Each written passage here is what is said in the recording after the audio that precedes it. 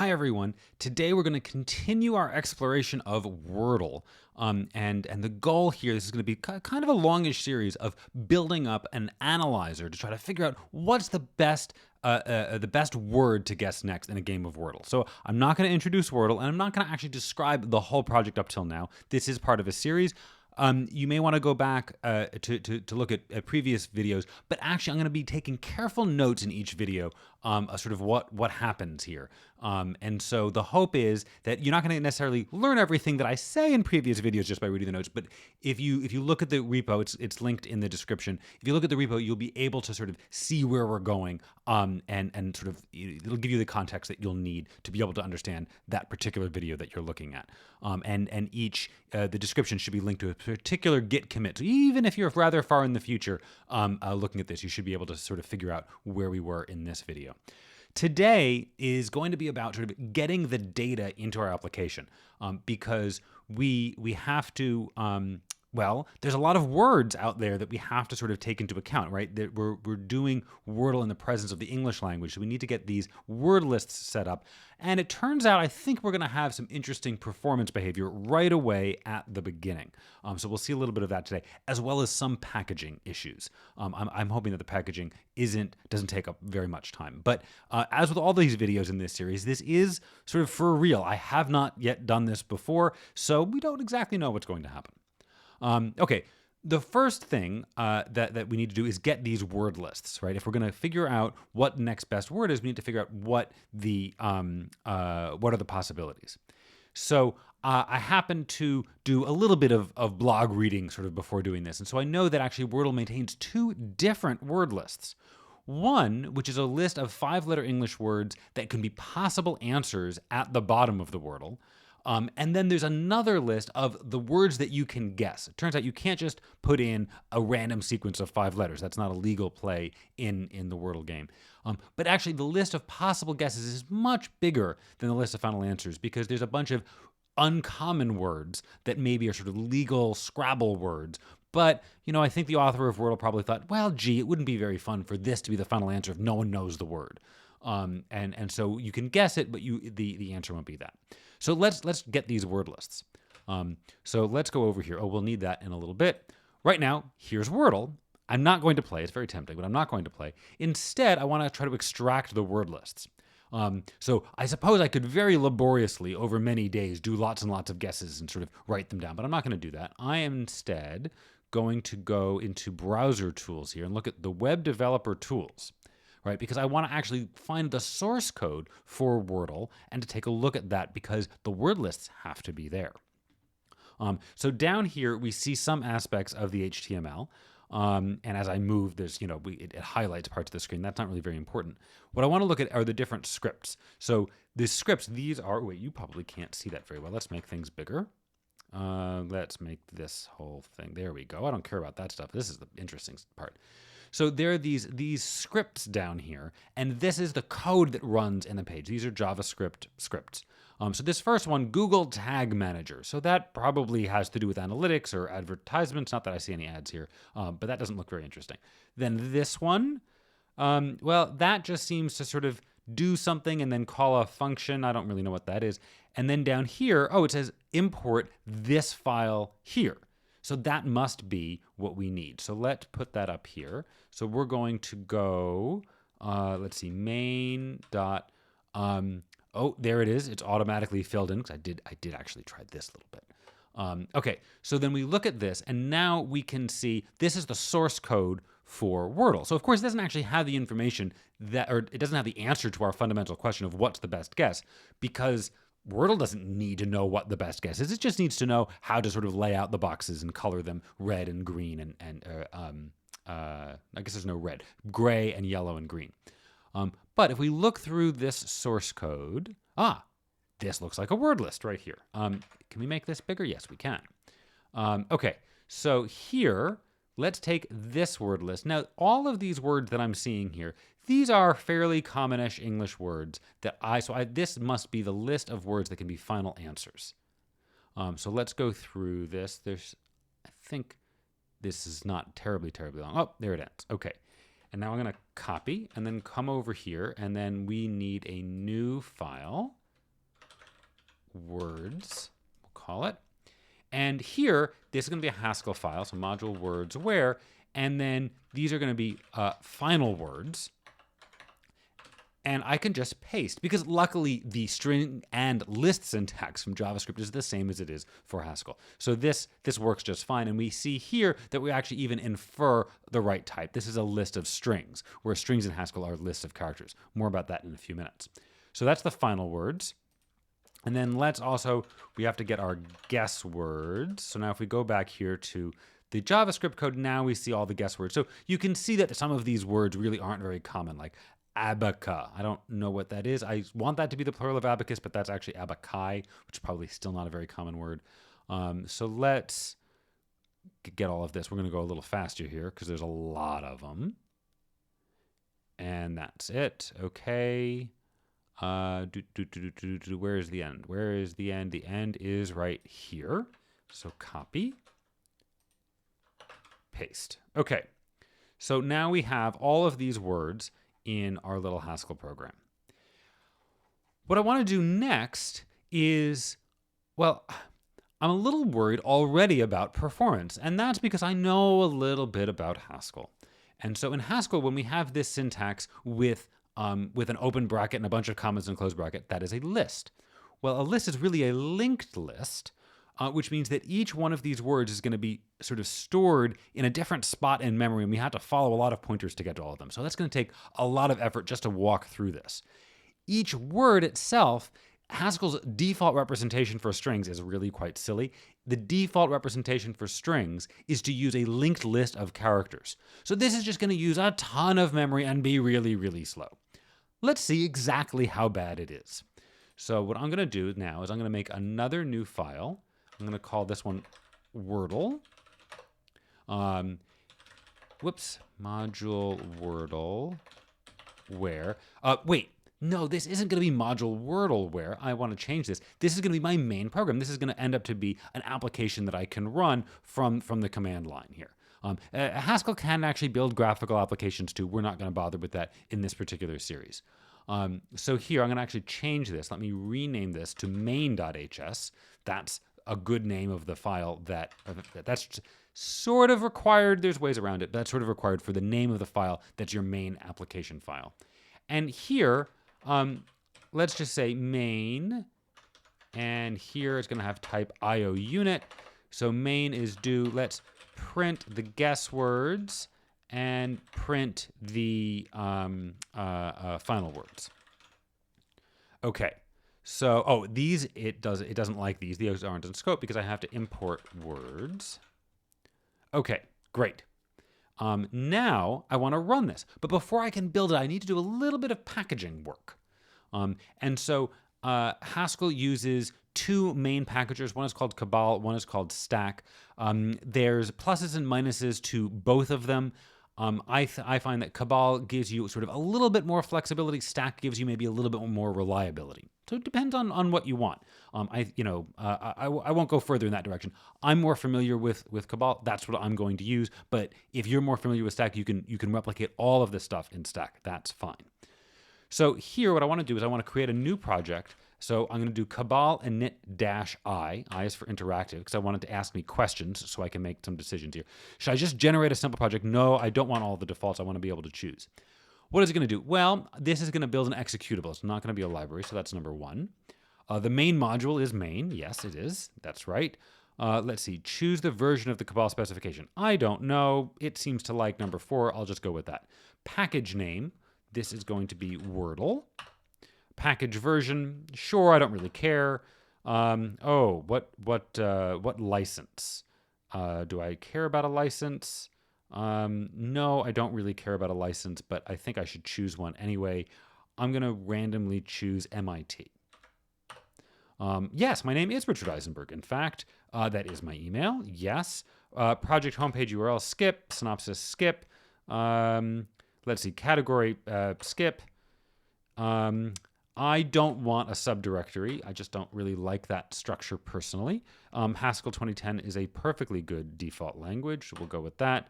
Add informative comments. Sure, because I'll probably show it in the video.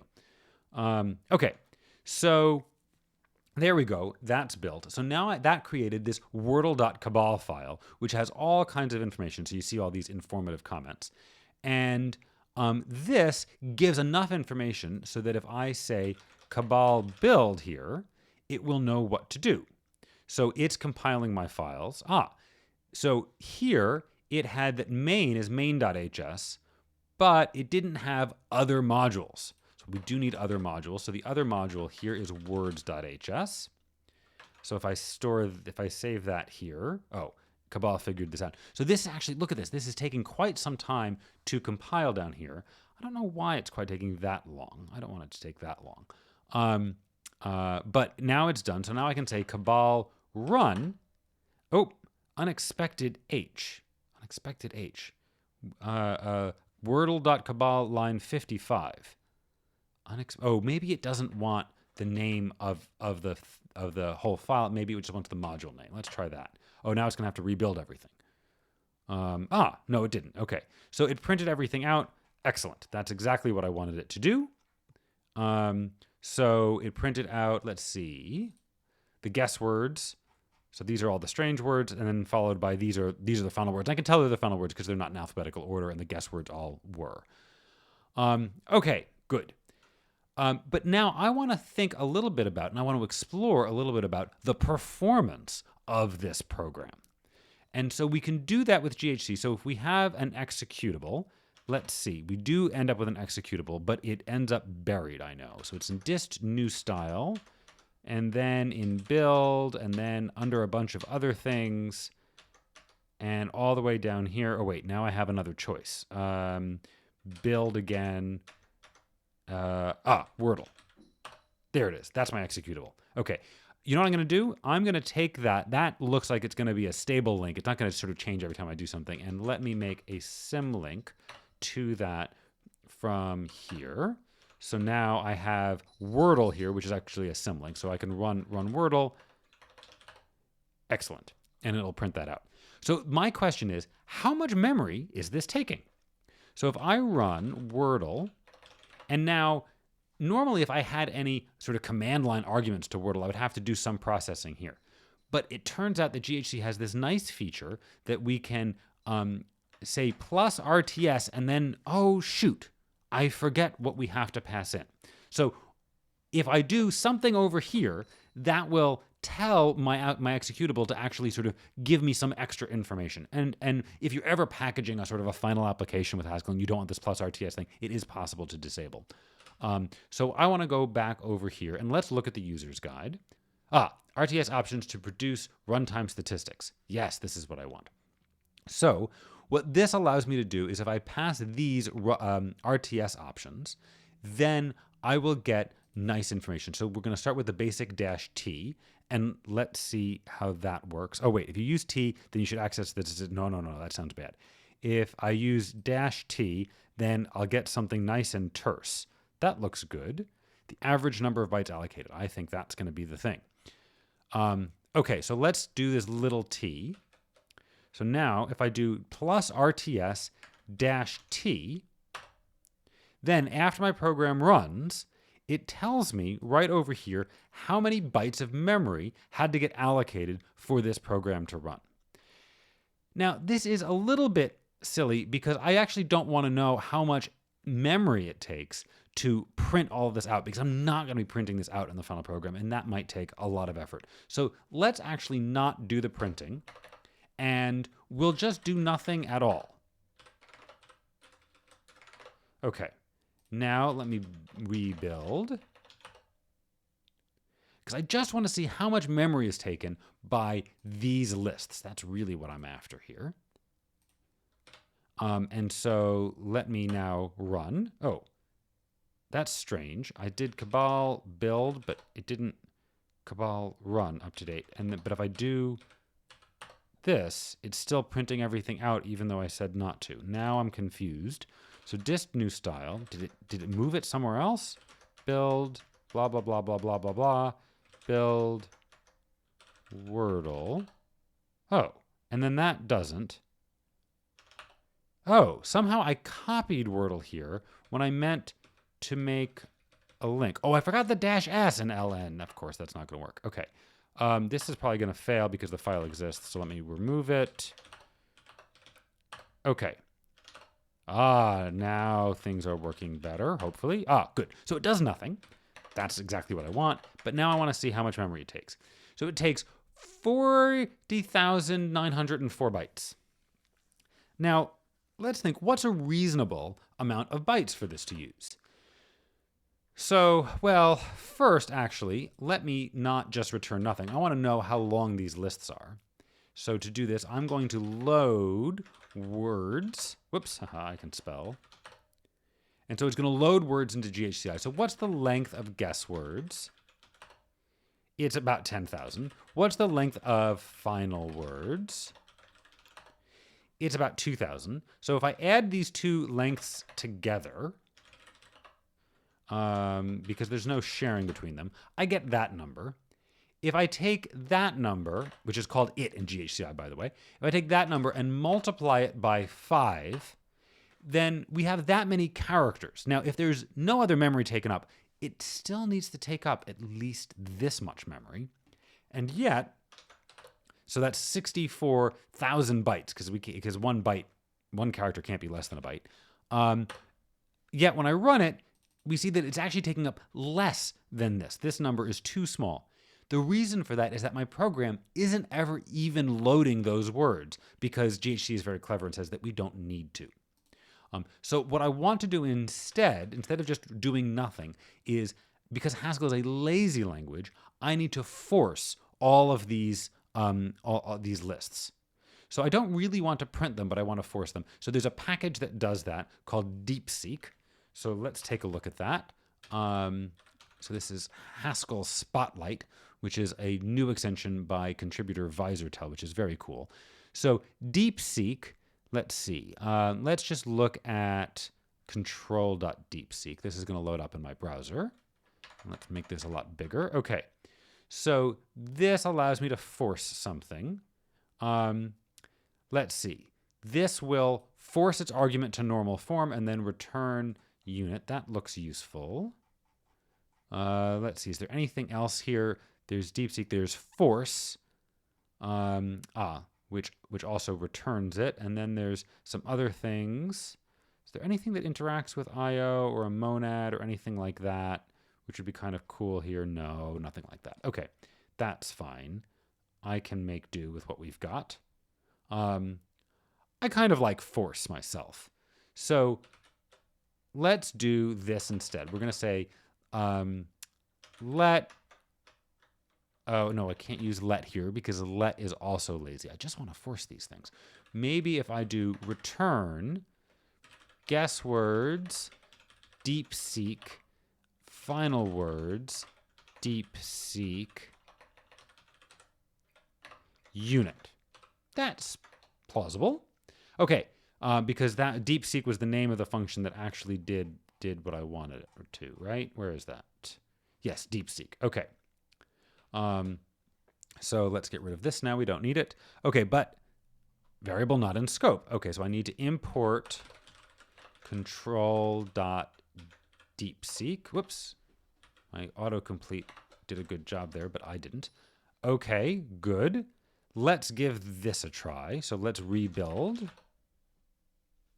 Could not load module control.deepseek. It is a member of the hidden package. Perhaps you need to add it to my cabal file. Oh, well, let's do that. That sounds brilliant.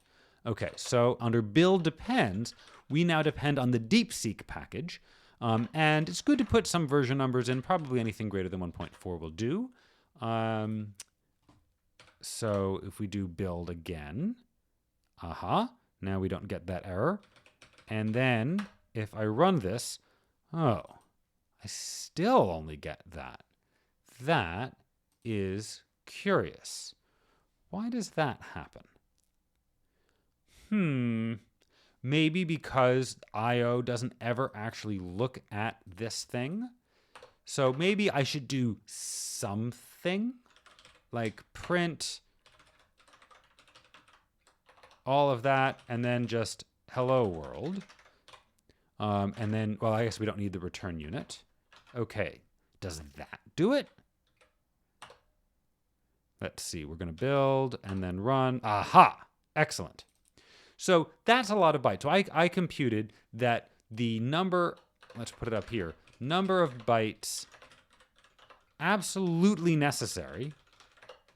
Now it's going to be way up here somewhere. Oops. It was before all of that stuff, I think. Come on, where is it? The number of bytes absolutely necessary. I think I killed off of this, so let's just load it again. Load words. And so it's length of guess words plus length of final words. And then that times 5. So the absolute minimum is 64860. Measured amount of memory is this figure, which I'll put over here to align it nicely. So that's bigger. That's like 100 times more than the absolute minimum. I don't think that's so good. So I said here we're storing a lot of things as these linked lists, but we don't need the computational advantages of linked lists here. What we really need is we want compact representation. So we can get that here if I use import data.vector, and then if I just put a nice type signature here, that I say that this is a vector of text. So if I import these two things, then it looks like we're good. Could not find module data.vector. So I think we may need to add that to the cabal file. That comes from the vector library, although I don't quite know the version number there. I think it's 1.2. Let's just say that and see what happens. At this point, let's quit down here and try to recompile. Or actually, I really want this working in HLS. So I think I actually need to restart HLS every time I change my my cabal file. Okay, so this is green, but I don't really believe it. Yeah, okay, so there's a problem. Failed to something could not resolve dependencies. Here's all these. It's not vector 1.2, it's vector 0.12.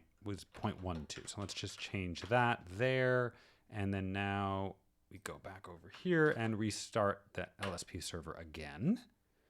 Hopefully a future version will automatically detect when a cabal file changes and start loading things. So it seems that somehow HLS isn't figuring this out. But let's just try it down here. Let's see what happens if I do cabal build. And this is probably going to have to do a bunch of work. But hopefully the work will work. Okay, so that took a long time to build, but I think we're working now. Well, at least that part worked. We also need the text package, evidently. So let's add that here. So text, we'll just say 1.2 here. And let's try to rebuild down here. Ooh, that's exciting. That's very exciting. What's happened here? Could not load data.text. No, I added that. Oh, couldn't match expect. Okay. So this is the real error. But let's see if we can get HLS working again by restarting the LSP server, and hopefully we can get the correct error. There's no error up at the top. There should be an error in this file, I think, but it may be just sort of too big and HLS can't deal with it. So this is the correct error down here. Can't match vector text with this. And that's because here I've used this list syntax and these strings, but I said it should be vector text. So vector, by the way, is a type in Haskell that really would be called an array in any other language. And it's a compact representation in memory. Text here is a good format for representing text, much better than a linked list of characters. To get this to type check, though, we need to tell GHC that we don't want to use its built-in types for lists and for strings. We want to use overloaded lists and overloaded strings so that the syntax can be used for anything that sort of supports this syntax. Maybe another video we'll talk about exactly how that works. But vector works for this list syntax and text works for strings. So by saying this should hopefully fix the problem down here. So let's try to compile this again. Now we are making progress. This is good. Oh, we still have a bug. What's the bug? Whoops. Ambiguous type variable. And that's because I don't have, wait, did I miss it? We've changed colors. I don't have a type signature for guess word. So I want this to also be a vector text. Okay, so now that I've done that, does this work? It is trying to work. Let's see. There's a lot of stuff going on here. So GHC has to work a little bit hard to get this to work, but I think that this just might. In which case I can pop over here. Oh, this has turned green as well. But now the real question is going to be, when this works, what will it be? So this is the measured amount of memory with lists. And let's see, measured amount of memory with vector text. Oh, now we need to align things again. Aligning really helps to see what's going on. Okay, so now that I've done that, I can, what did I say? Wordle, if I can spell, and then RTS-T, and now it runs, and let's see. So that is better. Not as good as I was hoping, though. So that more than halved the amount of memory. We're still nowhere near this. That was always a bit of a pipe dream that we were going to get quite that small. I'm surprised that it's quite as much as it is. Out of curiosity, how much, well, this DeepSeek stuff, that shouldn't, or rather the hello world stuff, that should just sort of be a constant. Oh, but that's going to be a constant above bytes absolutely necessary. So let's just see, instead of doing this print business, what happens if we do print hello world, just that. Let's see what that looks like down here. So now what we're measuring is just sort of our baseline without any extra memory being used up. So if I run this, this takes this much. So this, I'm going to call this measured baseline, no data storage. So we're still, so the minimum possible, I'm going to claim, is going to be baseline plus number of bytes up at the top. So let's see, that I'll use GHCI as a handy calculator. So that's 2760 plus 64860. So this is the bare minimum necessary, and it's still a whole lot less than observed by a factor of 20 or so. So that's not great. I have to say, I'm really quite surprised that we didn't get a bigger reduction. Getting it halved makes sense, because now what used to be these linked lists now use this compact representation.